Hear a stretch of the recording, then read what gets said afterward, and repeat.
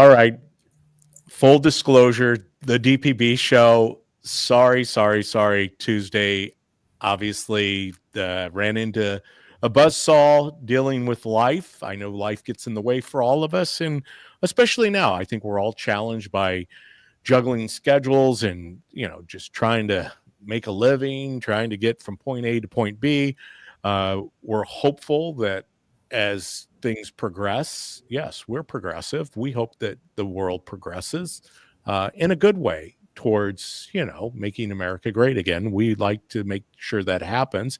And as we get closer to that happening, and we're going to see more and more of that transpire and reveal itself as Trump gets, if you don't think he's up to speed already, wait till I think he's going to go, in the immortal words of Elon, he's going to go full throttle. They're going to go into warp speed here pretty soon. That's evidenced by the fact that most of his cabinet picks are already in place. Kash Patel just confirmed today. Granted, we knew it wasn't going to be a runaway. It wasn't going to be like the Secretary of State with Marco Rubio. He did end up 51-49. Believe it or not, Mitch McConnell, who has announced that he will no longer be running for his Senate seat in 26. Hate to see you go, Mitch. No, that's not really true, but we know the rest of the story. It'll be good to have people like Mitch McConnell moving into retirement because there are a lot of things that have to happen. Burrow and Bob, it's good to see you jumping in on the conversation today. It's always, we always, ADPB, welcome back, driving, but listening. Yes, Bob, once again, I have to apologize as I started off. Life just happens. We're busy. We're running at breakneck speed. We're hoping that this economy will deflate a little bit. We're hoping that the price of goods and services will come down a little bit. Unfortunately, what is probably going to happen, we're going to see a little bit more of a bump up. And I think part of that is in order to really regulate what is currently happening in our economy, not even taking into consideration everything that Doge is uncovering. If we know that, and we knew that inflation, once again, comes from one source and one source only, and that's government, printing and spending money.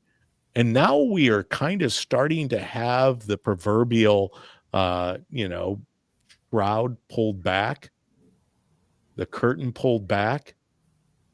We're seeing what really exists out there. I said shroud. Must be focused on Jesus right now. It's a good one to be focused on, especially in light of the world that we live in. But pulling the curtain back, we're starting to get a glimpse of what has happened worldwide, and the ongoing fever.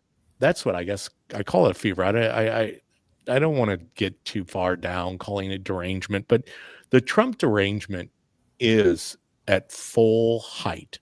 I mean, it is at DEFCON 1. I guess it's right. Going DEFCON, it's 5, 4, 3, 2, 1. That's the worst you can be, right, Ryan? Are you shaking your head? Yes, DEFCON 1. We're at DEFCON 1. I mean, there's nothing that's going to be easy for the Trump administration. Fortunately, we do have a collective mindset for now, because we know that our opposition has been very good at collectivism. That's how they have succeeded at the rate they have to get to the point that we are at, which is basically almost destroying this country. So it's going to be fascinating. We're in for the ride. So many things going on the world stage. But I want to spend most of the time today talking about what happened in my home state. As many of you know, I live right here in Illinois, the heart of America, right? The land of Lincoln. Unfortunately, what has transpired in the land of Lincoln over the past 20, 30, 40 years is we've lost that title almost, the land of Lincoln, even though our governor wanted to let us know that yesterday during his state of the state address that he placed his hand on Abraham Lincoln's Bible to take the oath of office, and it's grandstanding at best. But But I live in Illinois, and he did do the State of the State address, and he covered a lot of things without saying anything. We knew going in that there was very little that JB was going to address about the current crisis that we face here in our state. I mean, there are many things that are happening. Number one is we have a pension crisis where we have an excess of, some people forecast, $200 billion in debt. Our interest alone on our pension indebtedness runs $10 billion a year. 10 billion in interest. Our budget that he's proposing is now towards 55 billion. When JB took office, that budget was 32 billion. So you look at the increase and where he's gone. So he was to give his address, talk about his proposed budget. It's a new year. He was lauding that it was his 7th State of the State address. But what caught me, and I knew going into it that he would talk about Trump, which he did. Trump was mentioned. I think he was 7 or 8 times he mentioned President Trump. Of course, he was placing a lot of blame on President Trump. Another thing that really struck me is it's one thing, and I know JB's come out and called Trump a full blown extremist, an existential threat to democracy. I mean, this was all the bantering that went on prior to November 5th's election last year. And he called him a misogynist and homophobic, xenophobic, transphobic, called him a White Sox fan. No, that was supposed to be funny. Ryan, you didn't laugh about that. Didn't call him a Cubby fan, but he called him all these names. But yesterday, he had a certain tempo about it where he wanted to really bring to light. Well, he talked about the Jewish faith. He talked about the persecution of the Jews. And he talked about all of these things. He talked about pushing grandma from the cliff with Social Security, talked about the people with disabilities and how Trump is trying to defund people with disabilities. He talked about the illegal immigrant crisis here in Illinois and the funding that went on, or the lack of funding, or whatever. But the one thing that he quickly pivoted on, which I found it was interesting, he came out and made a declaration that struck me, that I don't know if I feel that I'm still experiencing this today, because if you go out to X, and hopefully if you're watching us on X, Rumble, YouTube, or Facebook, that you're liking, sharing, subscribing to our channel. Obviously, we want to see you. We want to hear from you. And Eric Armstrong, the Fed's job is to make sure costs go up 2% a year. Fed will never let prices go down. There's something that you're right. That's why Ron Paul always wanted to audit the Fed. Rand Paul's doing the same. I agree. It's time to audit the Fed. But getting back to JB, this is what has me just taking a back seat, because I have to look at this, because this is what they're going to go for in the next 24 months, or at least now we're down to 22 months before the midterms. This is going to be the fever. This is going to be the theme of what the Democrat Party is going to run on, and JB himself possibly entertaining running for president in 2028. He's trying to put himself out there. Unfortunately, he's not getting a lot of traction. But this is JB's very words, and I took this from a WGLT. So this is a public radio station here where I live, a local university campus public radio station. This was in their article, and I know this to be true because I was listening to it. It took the Nazis 1 month, 3 weeks, 2 days, 8 hours, and 40 minutes to dismantle a constitutional republic. Now, we fact-checked this. At first, I was like, Germany was a constitutional republic when Hitler took over. And yes, it so happens that JB did do his research, and it was true that they were a constitutional republic. He said, all I'm saying is, when the 5-alarm fire starts to burn, every good person better be ready to man a post with a bucket of water if you want to stop it from raging out of control.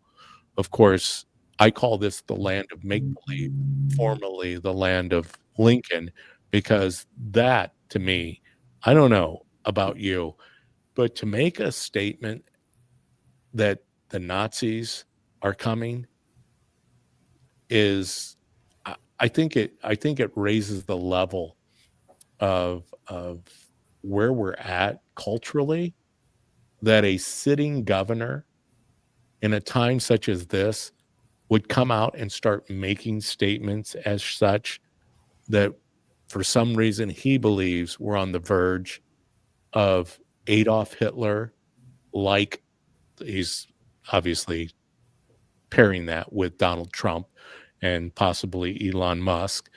But that's where we've raised the temperature to. That's the fever pitch that we're going to go at. I don't know. I think that's dangerous territory. I wanted to discuss that with our guest today, and also with you know who. That would be him right down there in the bottom of the screen is Ryan Mack. Ryan, it's good to see you. Yeah, great to be back finally. And if you can catch it up in the corner, it's Grace. Grace, I'm not going to give your last name out because you didn't give me permission to do that, but that's just Grace. We'll just call her Grace. And what better name is there than Grace, right, Ryan? Yes, absolutely. Well, Grace and I encountered each other yesterday. Part of the reason that she's on the show today, the DPB show, Grace was hosting an event that I attended, was part of that event, partly because I think I had the key to the place that we were meeting. You know, somebody has to let them in, and I did that. And I'm sure that Grace locked up after I left. Grace, did you lock? Well, actually, you had someone else come in after me, so I was still there when she got there, and I just gave her the key. But I wasn't made aware of this. So we got it locked up. That's the key. Yes, it was. Yeah, the key to the key is that we got locked up. But I met Grace at this event, and what event she was hosting was for the Americans for Prosperity, and they were hosting young people to watch the State of the State address.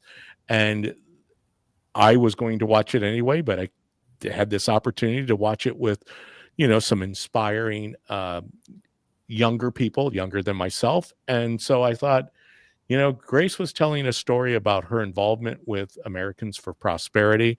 And I think that we need to hear the voices of our younger people, because ultimately, when it's all said and done, they're going to inherit the mess that we leave for them, one way or another, good, bad, indifferent. And so I invited her on. Grace, tell the people here at the DPB show. Nice haircut, Ryan. Thanks, Pam. Pam's pointing out, I guess I was going to say something about it, but well, when you lose a little bit here, you just kind of clean it up. That's easy. Well, I think it looks good. I wasn't going to mention. I didn't notice it because I think the beard's coming in. But yeah. But Grace, tell the audience, tell the people that follow the DPB show a little bit about your background, and then I'm going to have a series of questions in regards to the legislation that you got pushed through down in Springfield, and I'm just going to have a lot of questions. So go ahead, Grace. I'm going to put you on the spot right there. Wow. Okay. Thank you. So hi, everyone. My name is Grace. I currently work for Americans for Prosperity, Illinois. I'm one of our grassroots engagement directors here in Illinois.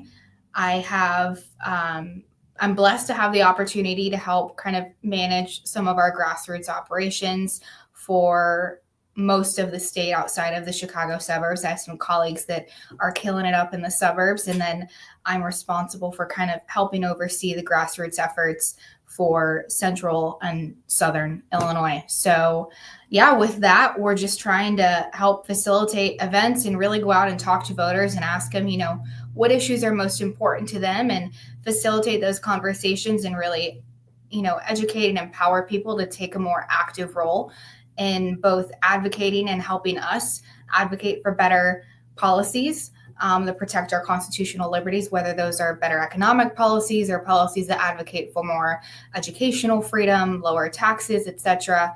I think there's a lot that we can do from the grassroots level up, and I love getting to help equip other people to take a more active role in holding our elected officials accountable from a local level. So that's kind of what we do on a day-to-day basis. And as David said earlier, we had a kind of a watch party, I guess, if you will, for the State of the State and Budget Address the other day. So very grateful to be able to host that at the McLean County GOP headquarters. So had some local college kids out there that were able to join us, and just had a discussion surrounding that outside of my day-to-day job. I guess I previously was homeschooled and kind of got my start in politics, if you will, in an unconventional way. Wrote a letter to my state representative and state senator about an issue important to me when I was about 15, and didn't expect much to come of it, but I knew that I had to try. I wanted to see something changed, if at all possible. And well, long story short, ended up actually getting a law passed and getting to work with my state representative at the time. I did all my own grassroots lobbying and got to provide legislative testimony to the subcommittee of the House and Senate, and personally pitched anyone willing to give me 10 seconds of their time, from doormen and security guards to legislative aides, secretaries, any elected official across the political aisle that could potentially vote on that piece of legislation, and eventually even our former governor, Bruce Rauner himself, and ended up getting a law passed, and was very grateful just for the journey and everything that I learned from that.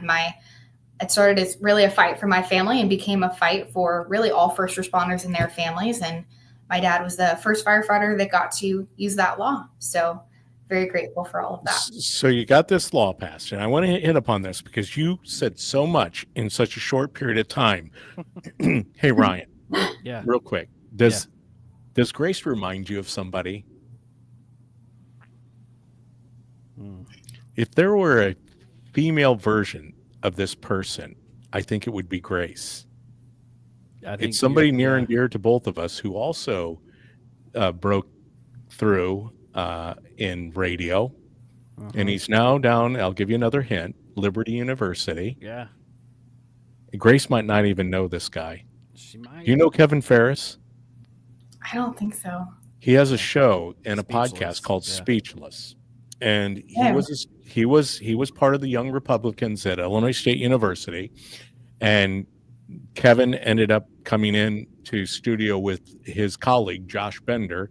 They started a podcast. They both were young Republicans on ISU's campus, pitching conservative ways of thinking, policies. They were very good, but I had them on the show, and I went to the corner office and said, hey, if you want to have an inspirational, upbeat show right here in a college town on a conservative radio station, you got to get these two guys in.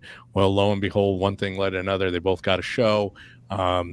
They did that on Saturdays or Sundays. I can't remember. Was it Sunday? It was Sunday, yeah. Sunday. Well, it might have been Saturday. Yeah, they started on Saturday afternoon. But anyhow, Kevin Ferris is so much like you, Grace, as far as, and this is inspiring because, wow, if I could take myself back in the Wayback Machine and talk to my younger self, I wish I was as, aware, tuned in to the issues of governmental policy, of institutions, because not to say that I would have impacted it, because I think for such a time as this, we're here because of a reason. Would I have been able to implement any change? No, I think I probably, if I would have gotten into politics when I was in my 20s, I probably would have ended up where we would have ended up in the same place, because I'm not a real big follower.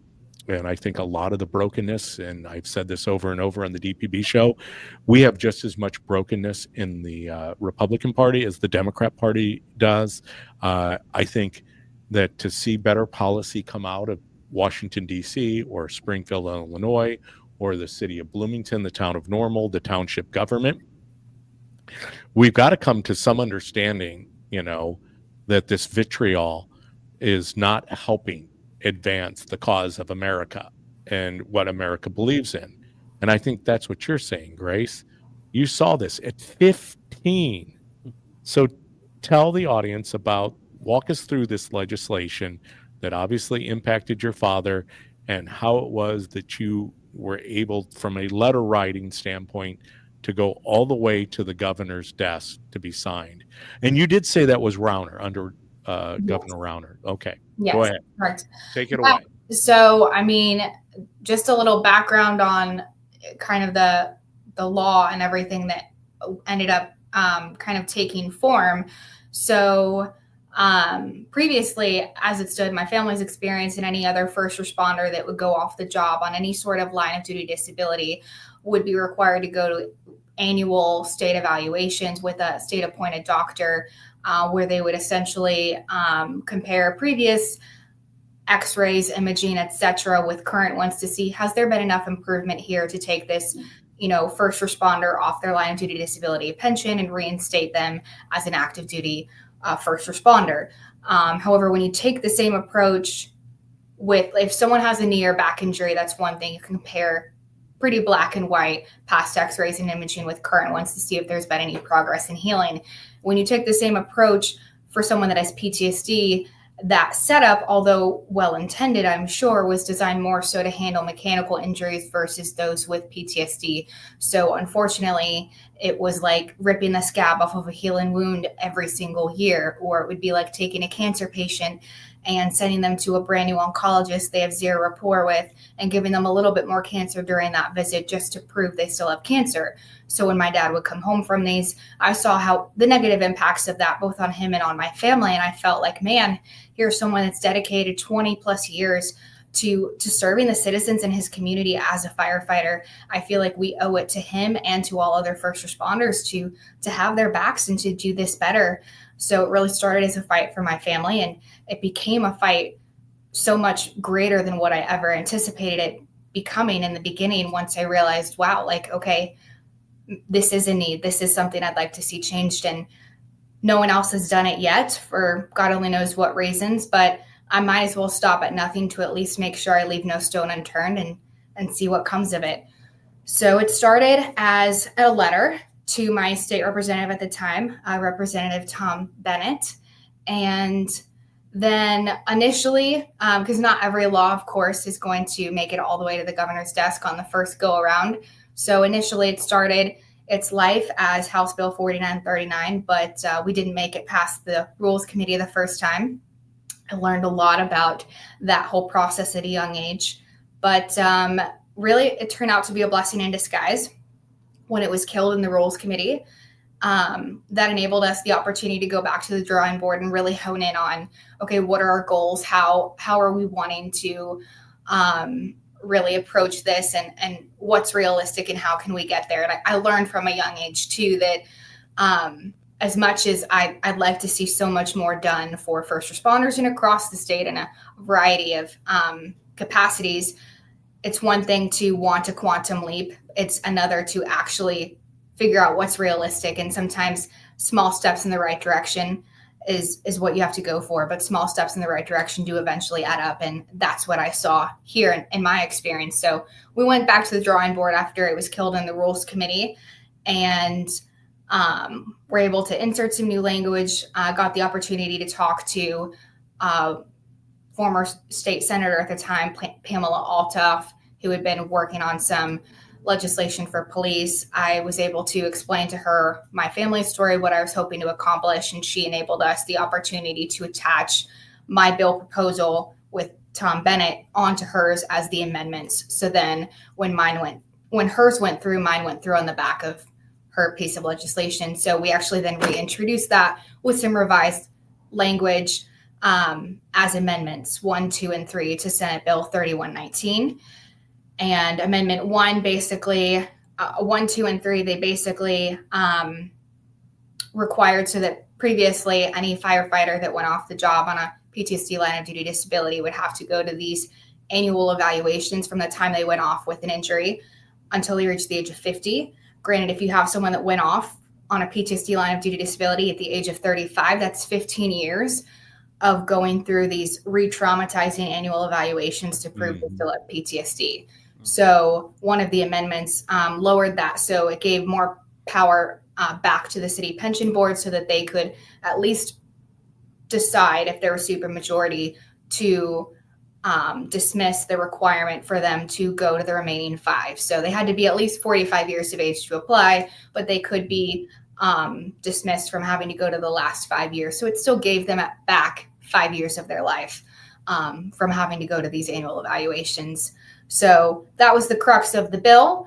But yeah, reintroduced as amendments and then went through Rules Committee the second go around, then to the subcommittee of the House and Senate, where I was blessed with the opportunity to provide legislative testimony to both of those. It passed the Personnel and Pension Subcommittee of the House, 13-1 in favor, then was sent over to the subcommittee of the Senate and passed there unanimously. Then it went over to the House floor, eventually made it there. And at that point, I can't really provide any testimony. So I was just pacing and waiting and praying and hoping for the best. There was some debate on the floor, but that ended up passing, I believe, 106-4 in favor.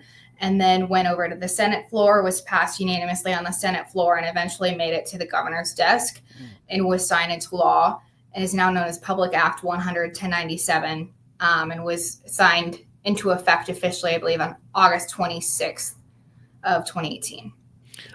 How old were you when this passed? Officially, when it passed and made it all the way through, I had just turned 17. So, Wow. So wait a second.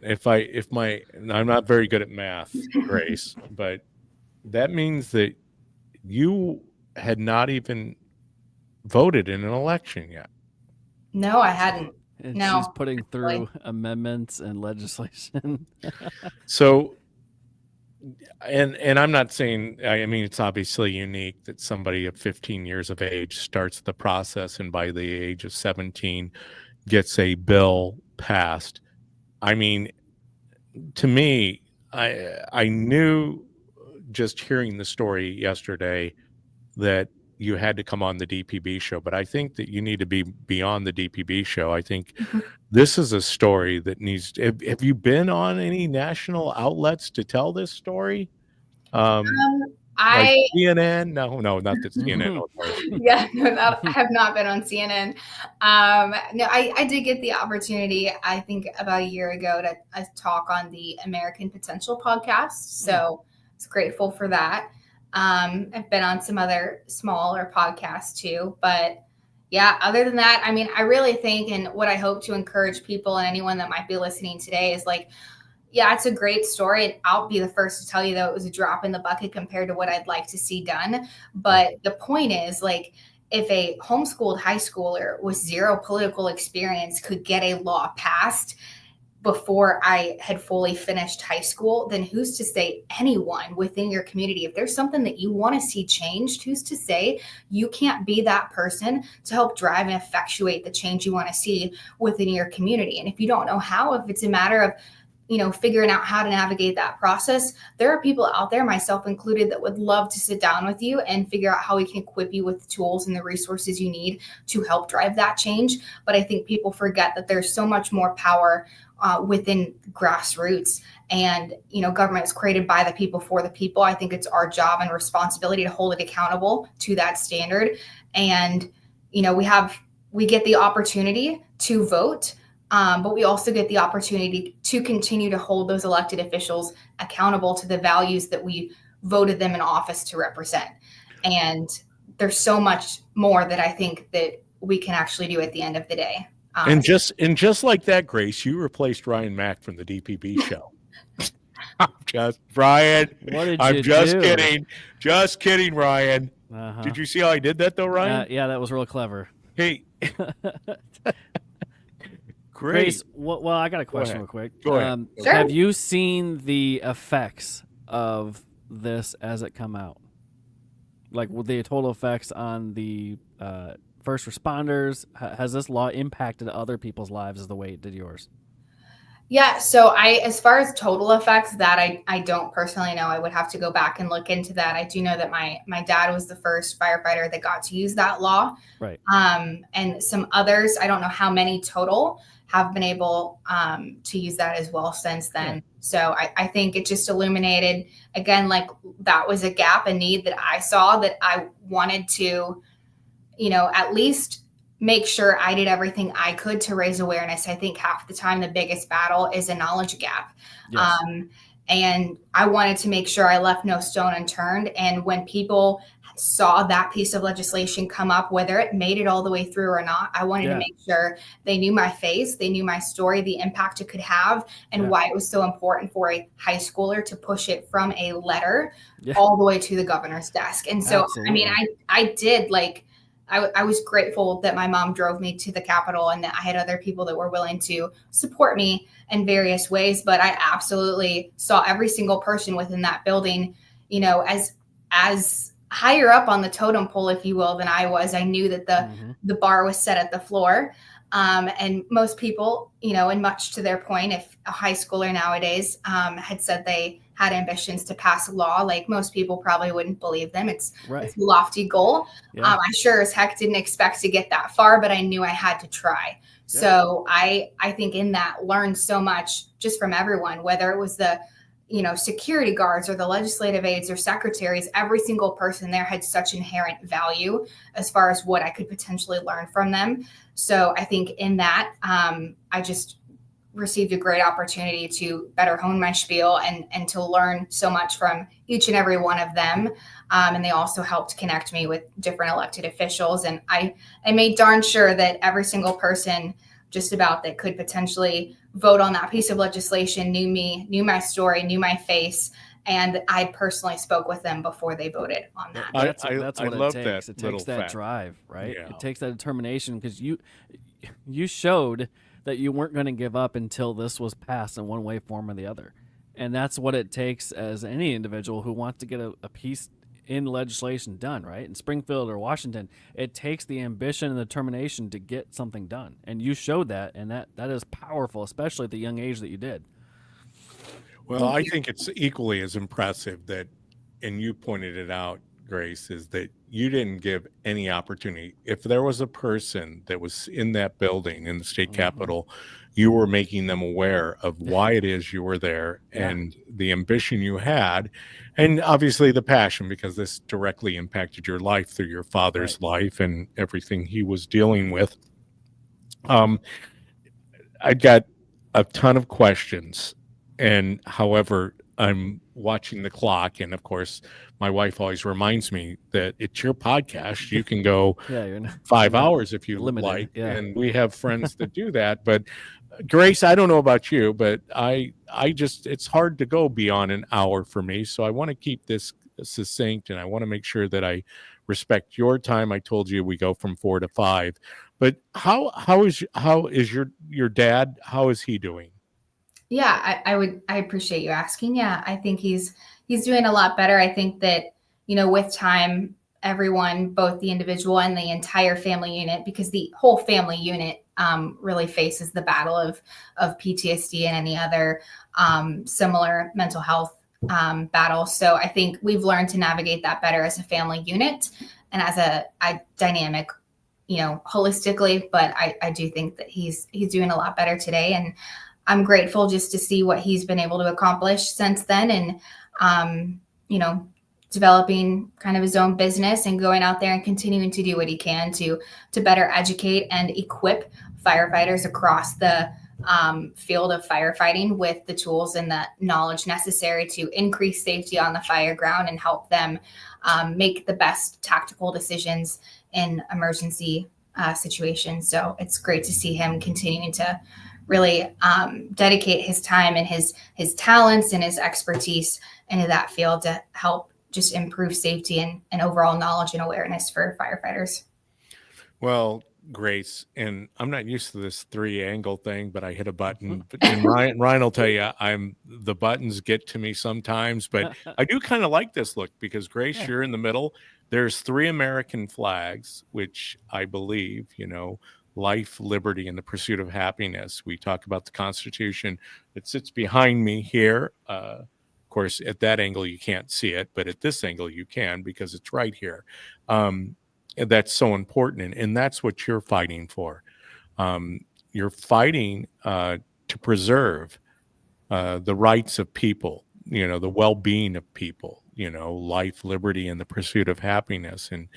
And I'm blown away by the fact that at 15 years of age, you were able to get this accomplished, which has led you into the current position you're in with Americans for Prosperity, and how important that is, that we have a growing movement of young people that are willing to put the values that they stand by, because I get it. There's so much coming at young people, but yet it seems like we've turned the corner. And that's what I want to hear about next.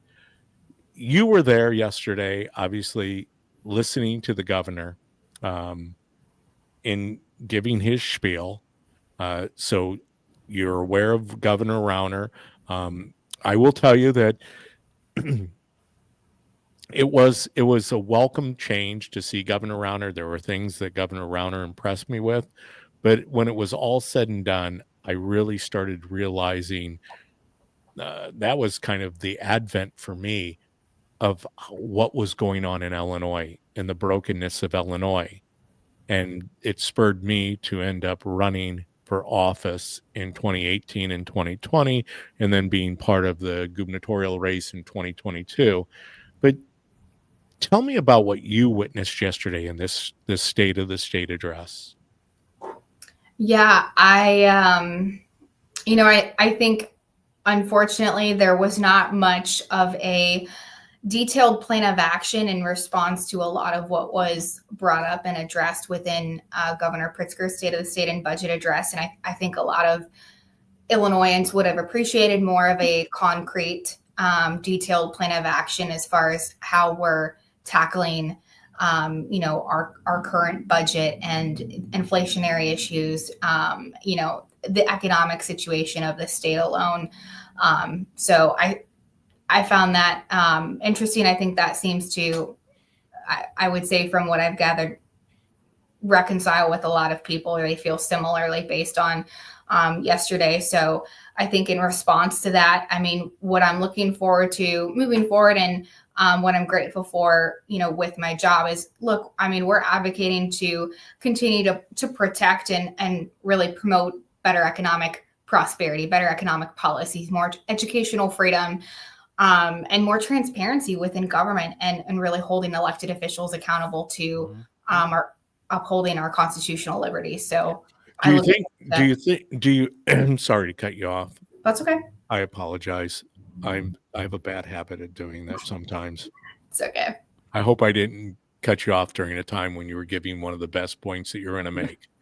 No, I mean, probably not. So you're good. But so Grace, and that's why I was so excited, because what you said was this. Do you think the governor, obviously there's going to be the applause in the background, and as I pointed out, Kwame Raoul, his attorney general, has received over $3.4 million in campaign contributions from the governor. Mm-hmm. Michael Madigan, just obviously convicted Michael Madigan, the longest standing Speaker of the House in a General Assembly in the history of our 248 years as a country. Michael Madigan, 37 years, donated $1 million to Kwame Raoul. So I guess that the fascinating thing is people are going to stand up and clap, because that's what they're there to do. But you said it best. We haven't moved the needle. He wasn't going to talk about the $200+ billion of indebtedness of our state. He wasn't going to address the real crises that exist, because that doesn't sell well. But yet, as I mentioned earlier, it's your generation that's going to inherit the government that's currently in place. And so doing something about it, and that's evident that you're willing to do something about it. What do you think we need to do next? That's what I wanted to ask JB yesterday. So what's next, Governor? what truly is next for the state of Illinois? What do you think's next, Grace?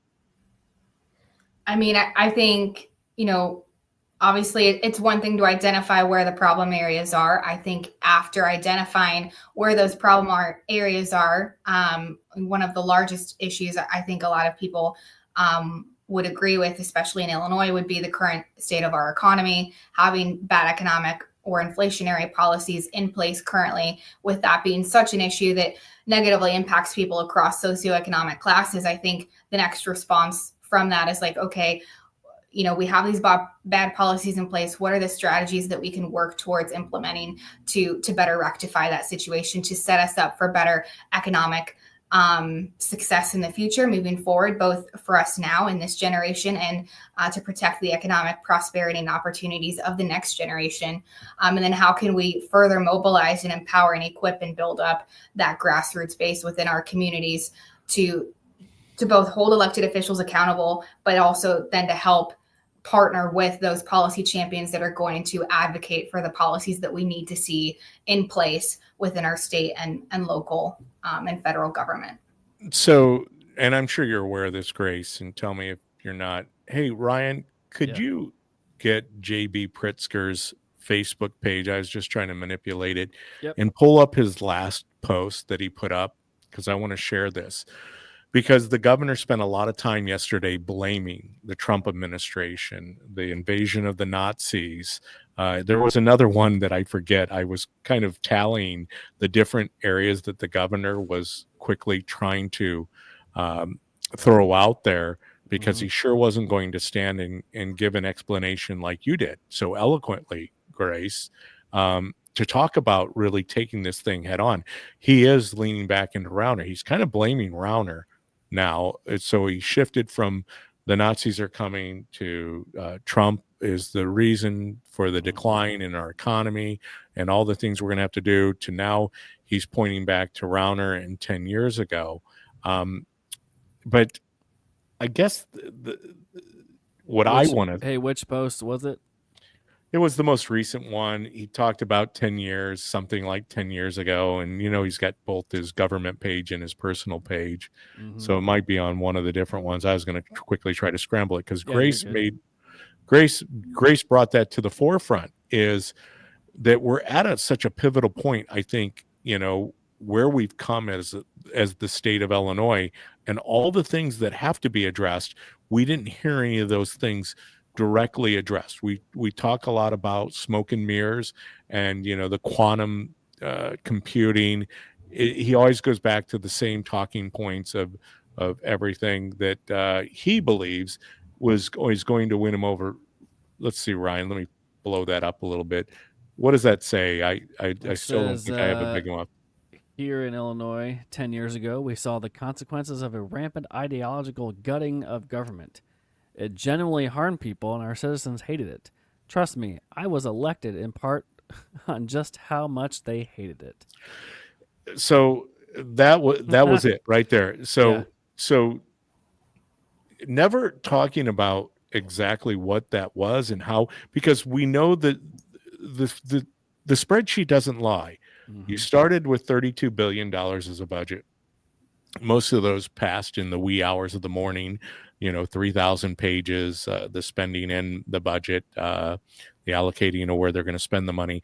And most of those budgets show up in the wee hours, and they're obviously quickly passed through because they have a majority and now a super majority. And the governor never talks about the $32 billion to the $55 billion. He doesn't talk about the interest accruing on the debt of the pensioners, who pensions are promises, right? This is a deal that was made between the different public pensioners and the state of Illinois. Unfortunately, the state of Illinois reneged in so many different fashions, mostly that they underfunded and sometimes didn't even fund the pensions, which has led to the pension crisis we have. So JB's not going to talk about that, but it's not going to go away. It just keeps accruing interest year after year after year. And I guess the reason I had Ryan pull that up is because 7 years, and we're still battling the same issues. Now we're at a loss because we have, it's kind of like when Trump said about Gaza in the Middle East.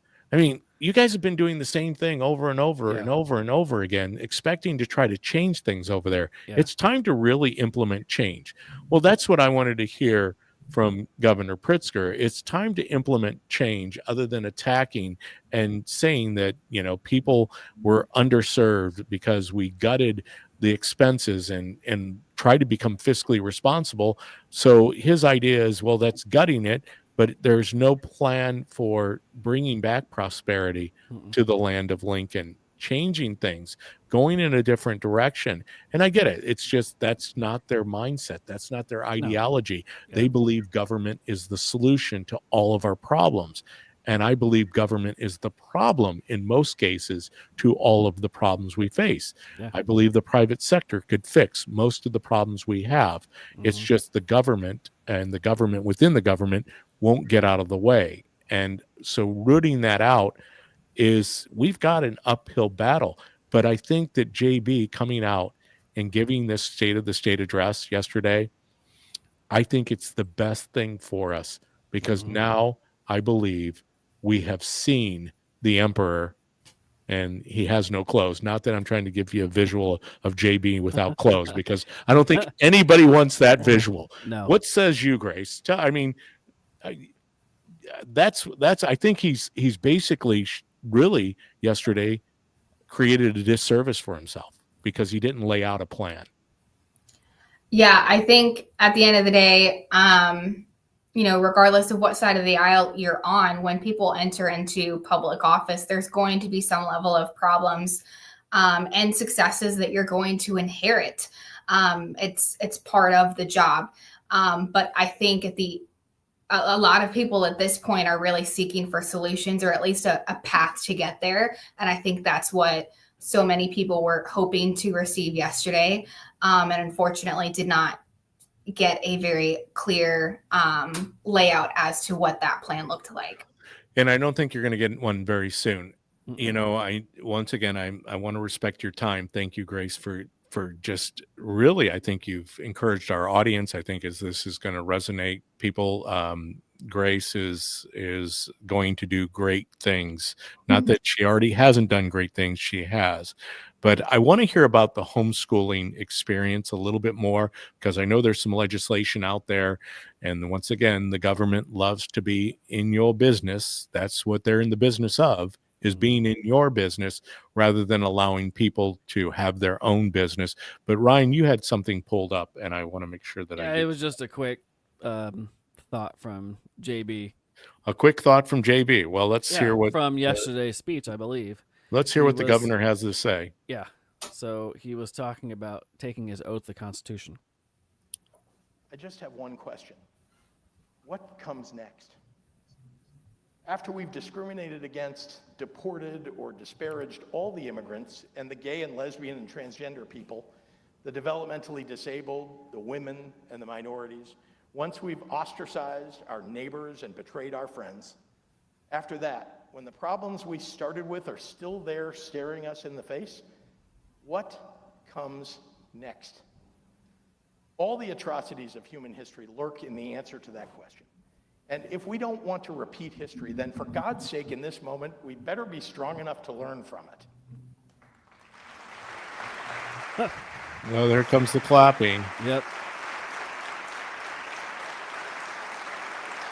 You had the same feed, Ryan, that we had yesterday. It doesn't it doesn't sync up very well with his lips. It's like one of the old films that you used to watch from overseas where the mouthing, the lip syncing, and the words didn't quite. Well, it was the same thing we were point. just talking about, right? Like instead of talking about the real problems in our state, he goes on this diatribe about the issues that aren't really issues. No one's talking about transgender issues right now. Nobody's talking about deportation on the level in the state. They're talking about how they can't afford to pay their taxes or keep their mortgage or their vehicles because they can't afford anything in the state. He continues to find, he can buy eggs, and he's hammering. And then to the next point, he's hammering the free educational process in the state, which one of the good things about Illinois is that it's very open to homeschooling.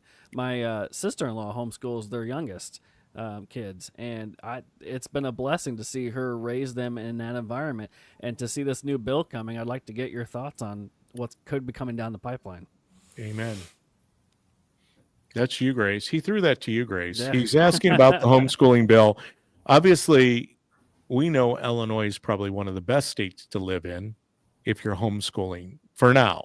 We don't know how long that's going to last, but you are a product of homeschooling. Obviously, we need, I would rather have a million Graces than I would the current population of students who are being educated in the Chicago public school system and around the state where we can't even find proficiency at grade level in a majority of the kids.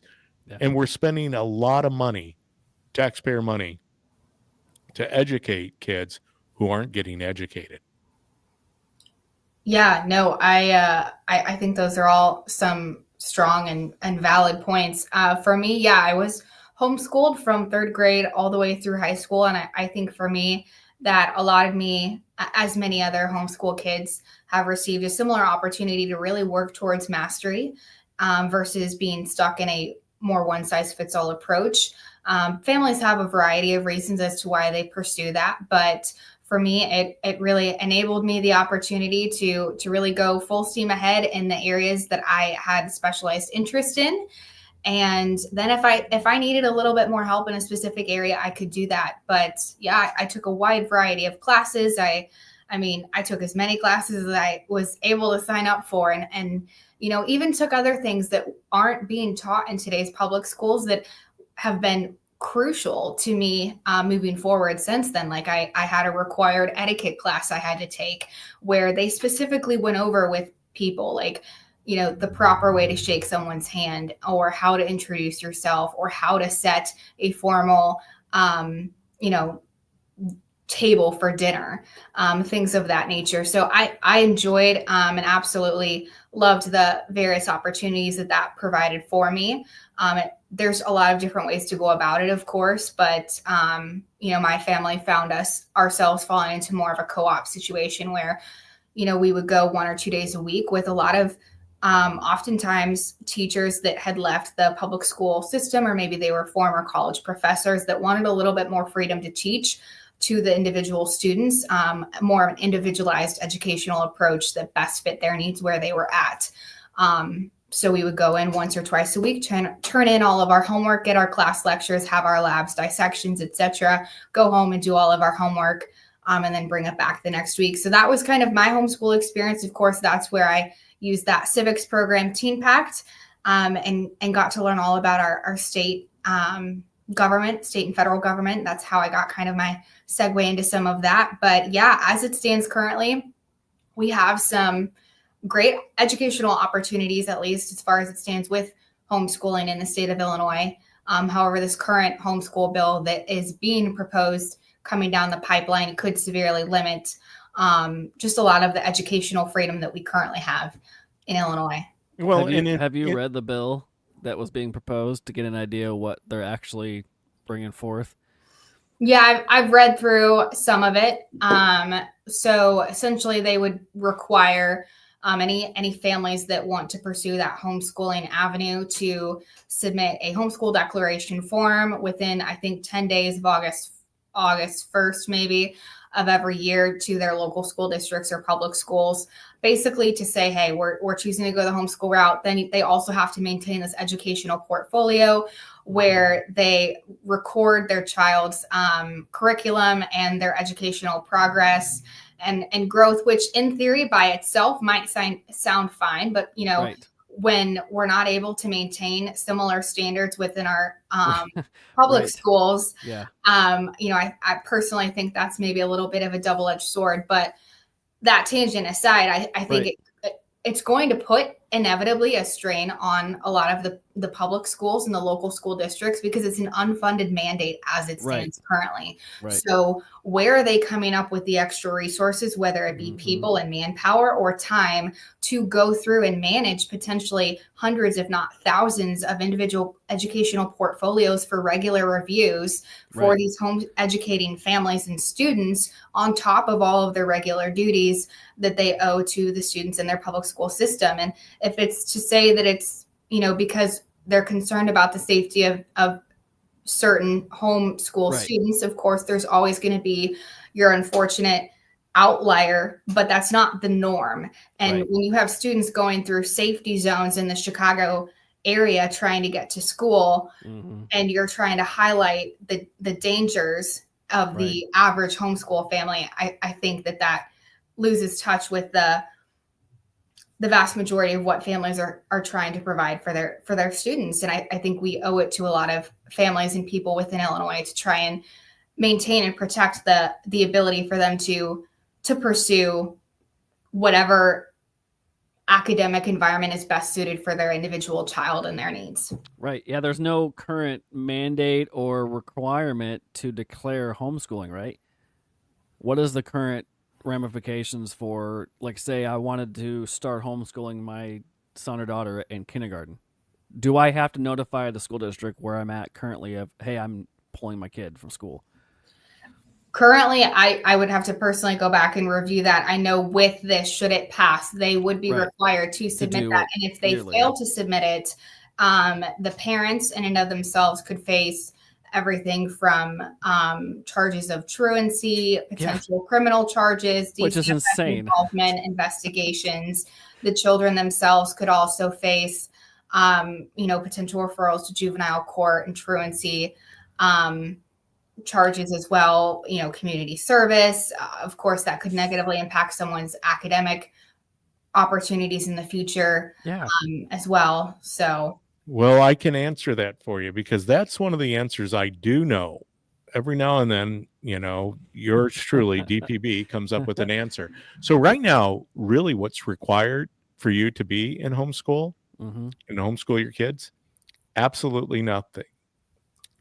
Some families choose to write a letter to their school district. It's mostly optional. That's why I thought. Exactly. To give them a heads up. Hey, listen, I'm educating my kids, homeschool. Thank you. Appreciate you. We'll keep you, don't call us. And there's no real follow-up until you decide to do anything with the school. And as far as I know at least locally, you can still participate in school sports too, and extracurriculars, even while being homeschooled. Yes. Yes. You can. That could change under the Homeschool Act, could provide more restrictions there. At a minimum, any home educating students and families would be required to, of course, adhere to whatever the health requirements would be of public school students currently in that area, whether it be adhering to all the immunization requirements or physical exams, etc.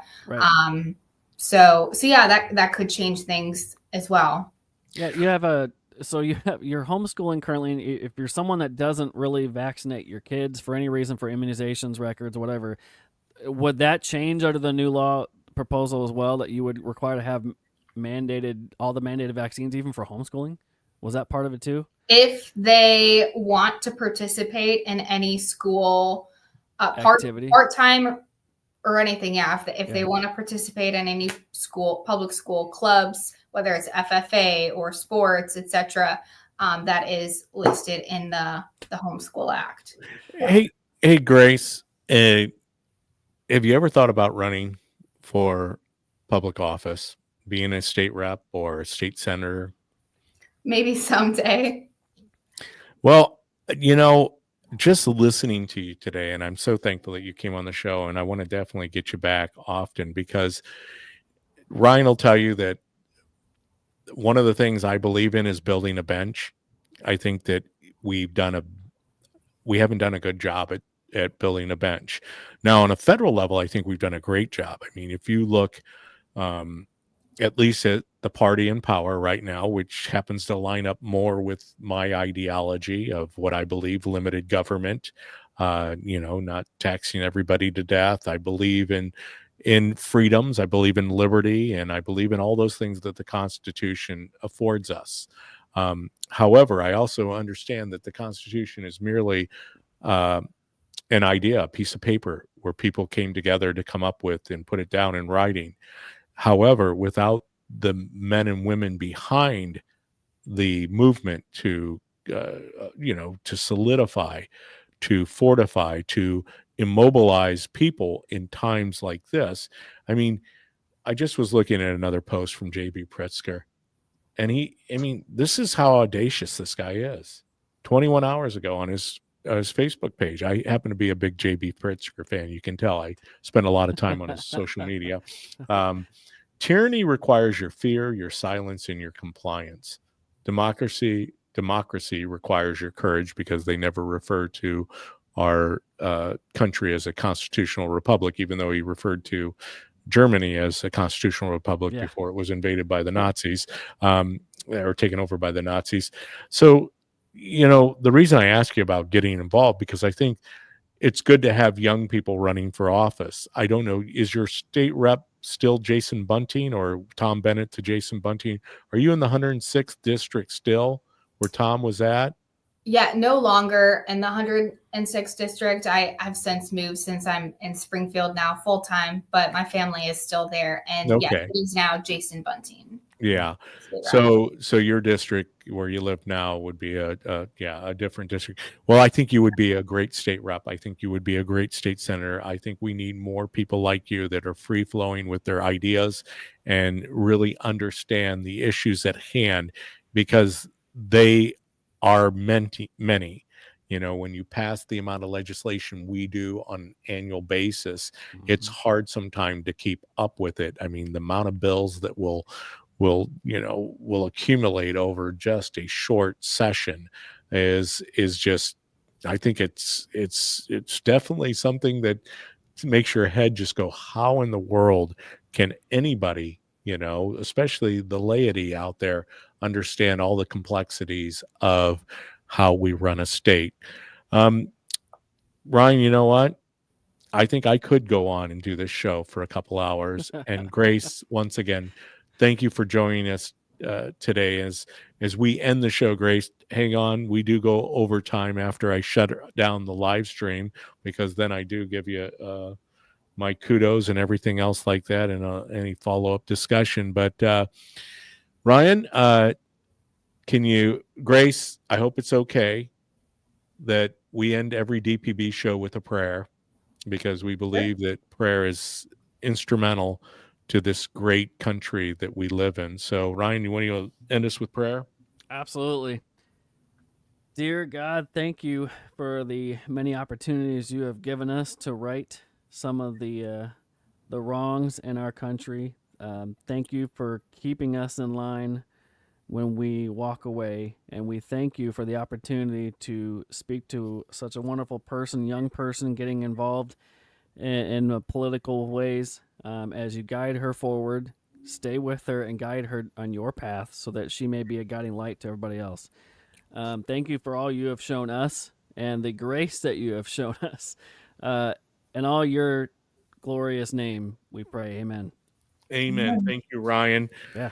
Thank you, Grace. As I always say, we'll be back here on Tuesday, and I promise this time I will be here on Tuesday. Come whatever, double HEE, hockey sticks, whatever, or high water. No, Lord willing, we will be back here on Tuesday. We look forward to seeing you. As I always end the show, I love you, Ryan. I love you. And Jesus loves you more. We look forward to seeing you next Tuesday. Until then, we bid you farewell.